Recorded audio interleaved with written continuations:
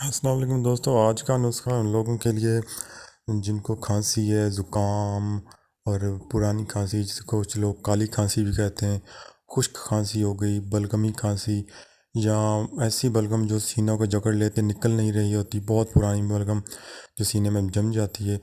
اور بلغم کے جو مریض ہوتے ہیں اس کو نیم گرم پانی کے ساتھ استعمال کریں گے تو بہت ہی اچھے رزلٹس ملیں گے۔ پہلے دن کی خوراک سے آپ کو فرق محسوس ہونا شروع ہوگا، اور انشاءاللہ 3 دن کے اندر آپ کو ہر قسم کی کھانسی اور بلغم سے ایسے نجات ملے گی کہ جیسے آپ کو کبھی یہ مسئلہ تھا ہی نہیں۔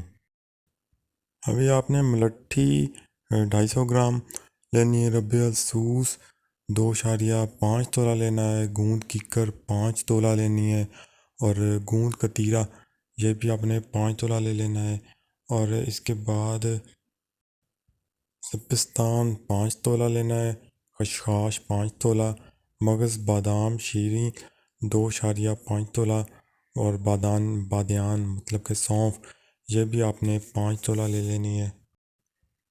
الائچی کلاں 2 تولہ، 4 مغز مکمل جن میں چاروں مغز ہوں وہ آپ نے 2.5 تولہ لینے ہیں۔ ست پودینہ 3 گرام لینا ہے، اور چینی جو عام چینی ہوتی ہے یہ آپ نے 250 گرام لے لینی ہے۔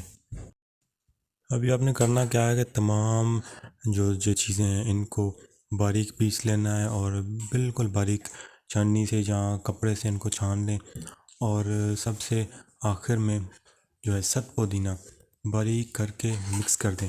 بڑوں کو 1 چمچ دن میں 3 بار، اور بچوں کو عمر کے حساب سے دیں۔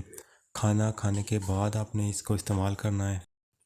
اگر اسی صفوف میں شہد بھی شامل کر لیا جائے تو اس کے رزلٹس ڈبل ہو جاتے ہیں، اور شوگر کے مریض چینی اور شہد استعمال نہیں کر سکتے تو لہٰذا وہ اس میں یہ چیز نہ ڈالیں۔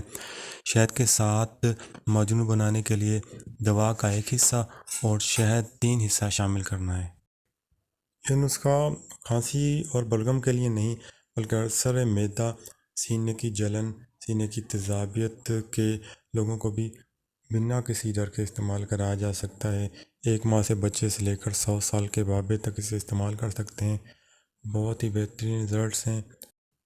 میں ہمیشہ ہی کہتا ہوں کہ آدھا علاج دوا سے کیا جاتا ہے، باقی کا آدھا پرہیز سے ہوتا ہے۔ تو ابھی آپ نے کیا کرنا ہے کہ دوا کے ساتھ ساتھ یہ جو کولڈ ڈرنکس ہوتی ہیں یہ اس مسئلے کو بہت خراب کرتی ہیں، ان سے پرہیز کرنا ہے۔ تلی ہوئی اشیاء ان سے آپ نے سختی سے پرہیز کرنا ہے، اور یہ جو چپس وغیرہ ہوتی ہیں ان سے بھی آپ نے پرہیز کرنا ہے۔ اس کے بعد دودھ یہ بہت چکنائی پیدا کرتا ہے، بلغم کے مسئلے کو یہ بہت خراب کر دیتا ہے، اس سے بھی آپ نے پرہیز کرنا ہے۔ اور اس کے بعد چاولوں سے سختی سے پرہیز کرنا ہے، اور پھر دیکھیں کس طرح آپ کو دنوں میں شفا مل جاتی ہے۔